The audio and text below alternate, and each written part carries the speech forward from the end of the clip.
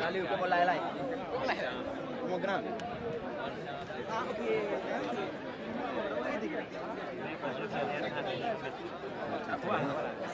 Allez, capitaine, tu présentes l'équipe. Chapeau, vraiment. Ça ne surprend pas, M. Diaye. Et le sport scolaire, vous remercie du fond du cœur. Vous les avez acquis, vous les avez accompagnés, vous les avez aidés. Et c'est important qu'on le dise.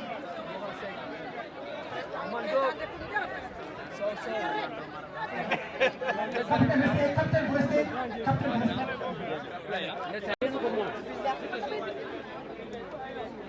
Laissez le train qui est finaliste. On va pas le dire, pas mais il est finaliste.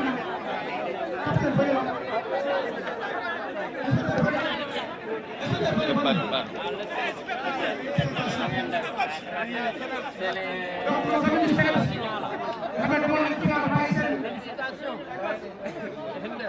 On pense que vous allez perpétuer le sport scolaire dans vos écoles respectives. Effectivement. Nous pensons que vous travaillez pour la promotion du sport scolaire dans vos écoles respectives. Ok, bonne chance, très bonne formation et on vous attend au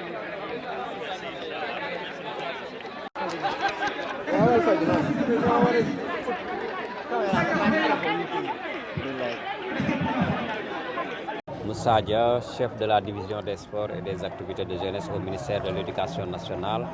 et président de la Fédération sénégalaise du sport scolaire. Alors, M. Dia, revenez un peu sur la reprise du sport scolaire et universitaire au Sénégal. Nous sommes dans une dynamique de reprise depuis plusieurs années, mais il faut reconnaître qu'en 2015, le ministère de l'Éducation nationale et le ministère des Sports ont mis en place un comité national de gestion et de relance du sport scolaire qui avait pour mission de relancer ces activités sur l'étendue du territoire national. Il faut reconnaître que dans les 16 académies pédagogiques du Sénégal se tiennent régulièrement ces compétitions et c'est au sortir de l'importance des résultats obtenus en décembre 2021, le président de la République a pris un décret pour créer la Fédération sénégalaise du sport scolaire que nous dirigeons. Cette fédération a des démembrements au niveau des académies. Il y a des ligues académiques du sport scolaire et dans chaque IEF, il y a un district du sport scolaire de l'inspection de l'éducation et de la formation. À ce jour, 11 sur les 16 académies ont déjà installé leurs ligues qui sont créées sur proposition des inspecteurs d'académie et des chefs de services régionaux des sports par un arrêté des gouverneurs de région. Alors, dites-nous un peu l'impact que ça va avoir même sur le plus haut niveau, d'autant plus que le Sénégal s'apprête à organiser les JO en 2026. Je pense que l'importance de la relance du sport scolaire, c'est que le développement du sport à la base ne peut se passer essentiellement que dans les écoles. Sur le plan de la massification de la pratique sportive, l'école est pour nous le meilleur vecteur, en tout cas pour les fédérations sportives respectives, pour réussir la massification de leur discipline. Et nous sommes ouverts à toutes les fédérations. Il faut reconnaître que jusqu'ici, nous avons organisé des compétitions sportives scolaires dans toutes les académies. Ce qui nous réunit aujourd'hui à Thiès, c'est les finales du sport scolaire de l'année dernière, mais il faut reconnaître qu'il y a eu des difficultés à cause de la situation sociopolitique de l'année dernière et les autorités administratives dans plusieurs régions avaient demandé la suspension de l'organisation d'événements populaires. C'est pourquoi à Thiès, où nous venons tous les ans pour procéder au lancement des activités du sport scolaire, nous sommes venus cette année présider les finales qui sont utilisées comme prétexte pour lancer les activités du sport scolaire de 2023-2024. Cet exercice que nous faisons aujourd'hui à Thiès, on l'a déjà fait dans plusieurs autres académies et nous venons de présider à Kaolack le lancement des activités.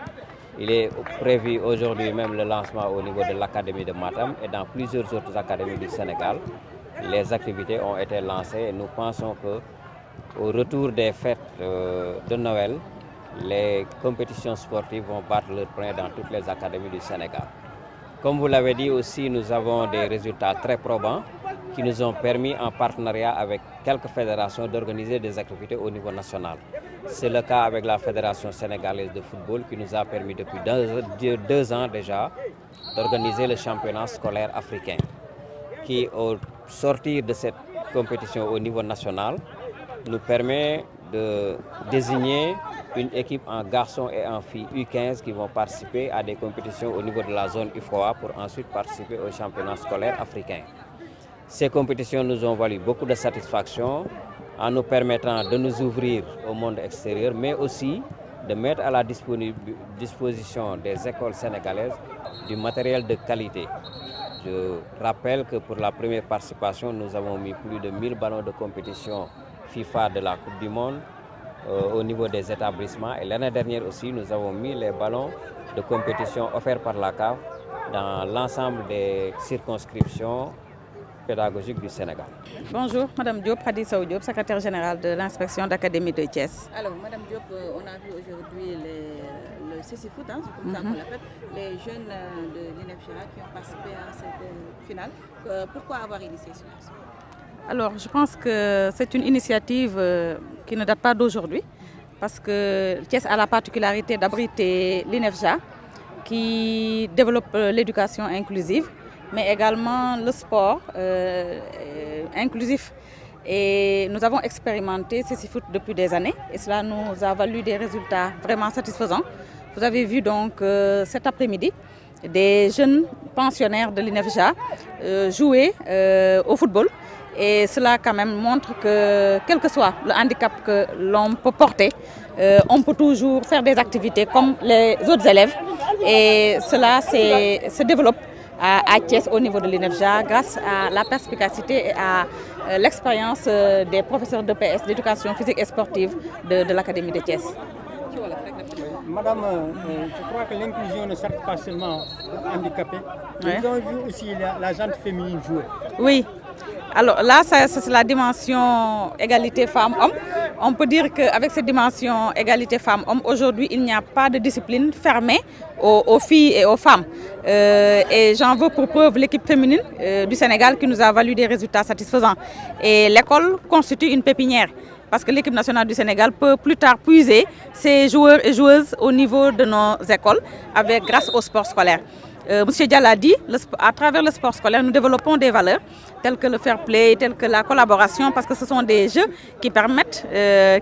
à travers la collaboration, permettent à une équipe, déjà le terme équipe montre que c'est un travail de tous et de toutes qui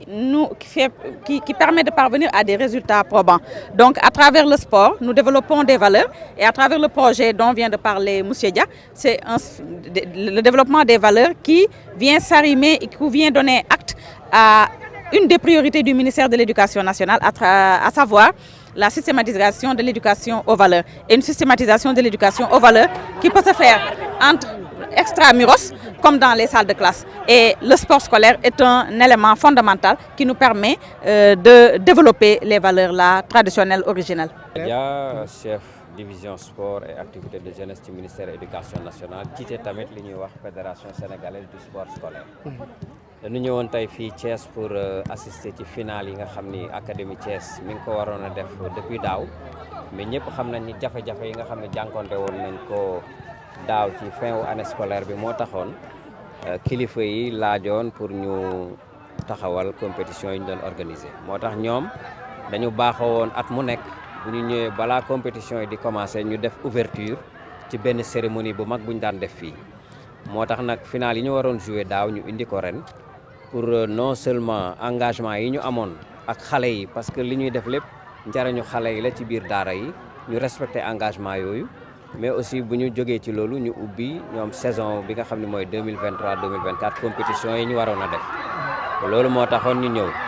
lii tax ñu gën cee sawar aussi mooy Thiès dafa ràññeeku ci doxal bi ñuy doxalaat tàggal yaram ci biir daara yi ndax dafa amoon ay jafe-jafe ci at yu bari mais depuis 2015 ministère éducation ak ministère des sports lëkkaloo def benn kuréel boo nga xam ni moo li ñu ko dénkoon mooy pour mu fexe ba sport bi dellu siwaat ci biir daara yi résultat yi ñu am nag dafa am solo ba nga xam ni moo tax kilifa yi gën a mag ci réew mi muy njiitu réew mi créé li ñuy wax fédération sénégalaise du sport scolaire bi nga xam ni moom lañ ñu dénk ñu koy doxal nag ci biir réew mi yëpp am na fukki région ren fi ñu toll nii fukki région ak benn yoo nga xam ne installé nañ fa seen ligue académique am na juróomi région yu des ñu ngi liggéey pour ñoom tamit ñu installé ko li ñu bëgg daal mooy tàggat yaram bi dellusiwaat ci daara yi ndax li ñu seetlu mooy bi sport génnee ci daara yi xale yu bari dañu génn aussi ci daara yi ndax léegi bu ngeen seetloo parents d'élèves yu bari dañuy am yaakaar ci seen doom yi nga xam ne dañu am yenn prédisposition yi physique maanaam dañu am ràññeeku ci tàggat yaram ku ci nekk bëgg nga am benn Sadio Mané sa kër bëgg nga am benn Idrissa Gana Gueye et cetera kon ñoom dañuy xiirtal seen doom yi ci ñu dem ci sport kon bu ñu fexee nag ba sport bi dellusiwaat ci daara yi daf ñuy dimbali bi nga xam ne xale yi jàng dinañ leen téye ci biir école bi ñu am ñaari chance benn bi mooy ñu jàng pour suba ñu tekki am métier mais aussi ñi nga xam ni yàlla may na leen ay dispositions yoo xam ni yamul ak li ñëpp am bu fekkee ni yàlla jox na leen ay prédisposition ci sport ñu tàggat leen tamit mais jébbal leen fédération sportive yi nga xam ni ñoo fi nekk pour développer sport yooyu moo tax aussi ñun ñu ngi tàllal loxo fédération yi fi nekk yëpp pour liggéey ak ñoom pour que xale yi nga xam ne dañuy génn ci biir école yi ñu mën ñoom tàggat leen pour muy nekk njariñu Sénégal loolu nag ñi ci gën a ràññee ko mooy fédération sénégalaise de football ndax ñetti at a ngi nii ñu ñuy gunge ñuy def benn finale nationale ci xale yi nga xam ne ñoo génn ci académie yëpp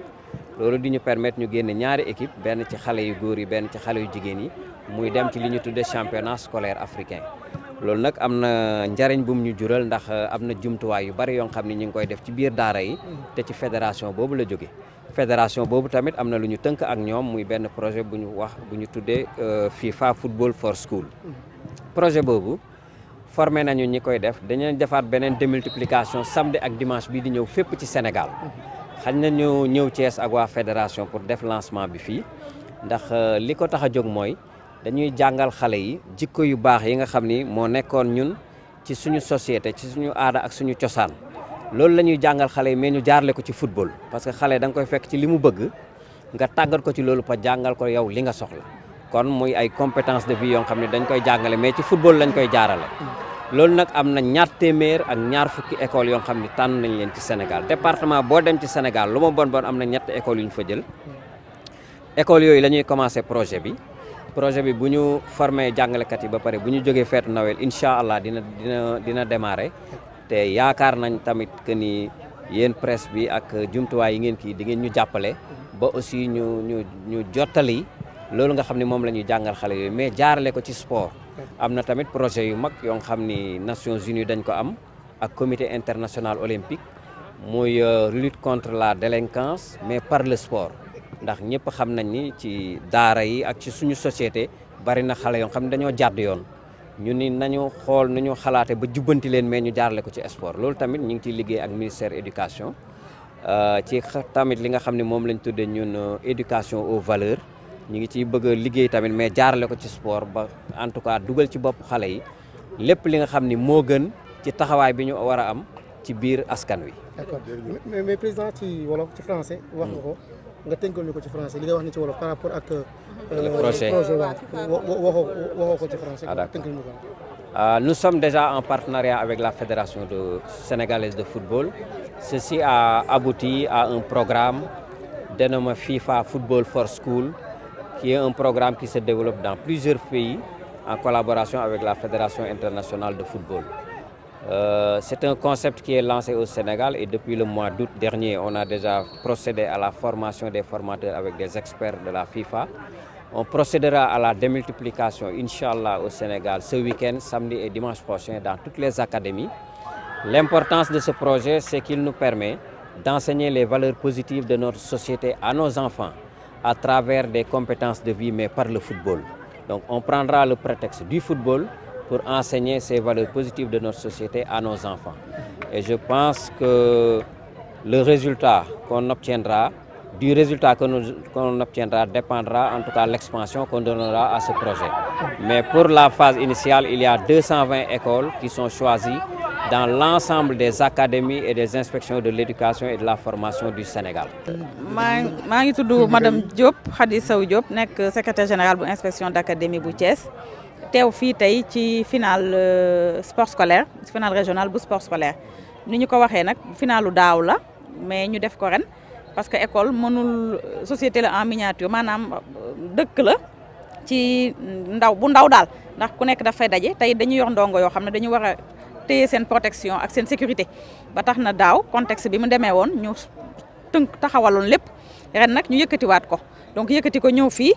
ci stade Maniang Soumaré mais Thiès dafa am lu wuuteeg ñeneen ñi lu ñu am maanaam Thiès dafa am école bu nekk ci biir Thiès boo xam ne école institut national la sax naam waaye Thiès la nekk institut bi nag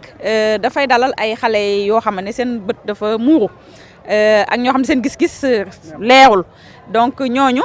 loolu terewul ñu jouer ci sport scolaire di def ci compétition yi comme seen moroom yi loolu nag nekk ñun loo xam ne dañ koy fësal fu ñu toll ñu tuddee ko Ceci Foot nga xam ne ñoom dañu ñëw fii jouer football def seen final am seen coupe ñu rafetlu ko ndax dàquñu leen ndax loolu ndax njàngale sax ministère éducation nationale jéego mi ngi koy teg ngir xale yi ak laago boo mënti am nga bokk def lépp li say morom di def ndaxte football xel la bët bu muuru ak nga am beneen laago warul la tere nga mën a def sport tey jii nag ñuy fàttali ne sport dafa nekk loo xam ne mën nañ ci jaar ngir defaraat nit booy seet nit l'humain moom moo nekk au cœur du sport donc te nit boo koy tabax da ngay def ci moom ay jikko yu baax ay qualité ay valeur te valeur yooyu war nañ déjà boo ne sport rek mu nekk football wala leneen nekk na jeu yoo xamante ni dafay tax ay nit ñooy booloo di passante ay bal donc maanaam ku ci nekk da nga ci indi sa waar rafetal sa nekkin ci biir terrain bi ngir ngeen mën a am ndam ku ñaawal sa taxawaay ku indi jikko beneen bu bon da ngay yàqal équipe bi yëpp donc booy xool ñoom bu ñu jëlee seen équipe def ko comme la société xam ne dañoo war a jàppalante ngir am jëm kanam donc développement Sénégal même passe par cette collaboration là par cette solidarité pour que ñun ñëpp ñu mën a jëm ci kanam am émergent jigéen ñi tamit ni ma ko waxee ci INEFJA ak waylaago yi fa nekk tey ji sport tëjuñu ko ngir jigéen ndax jigéen ñi tamit joué nañ fi seen final ñu nekk ay xale jigéen yoo xam dañu xarañ yoo xamante ni am nañ équipe féminine am équipe masculine boo xamante ni dañu demoon daaw ci ay jongante équipe bu jigéen ñi nekk vraiment ñu ñuy jox ndam tey jii ñu koy rafetlu di wane ni que égalité femme homme bi ñuy wax génn na salle de classe yi waaye ñëw na ba ci terrain yi déjà daaw équipe nationale féminine bi ñu amoon Sénégal wane na ni tey jii kat ñun école war na mën a jox équipe nationale ay xale yoo xam dañ leen a tàggat parce que tam nit boo ko bëggee def ci moom xam-xam da nga koy door ci bi muy nekk gune te sport scolaire bi nekk na loo xam ne dina leen tax ñoom ñu tàggatu ba tey ji bu ñu bëggee jëm ca kanam football bi ñu jariñu ci jariñ ci seen i waajur c'est bien possible te ci école lañ ko mën a dooree incha allah.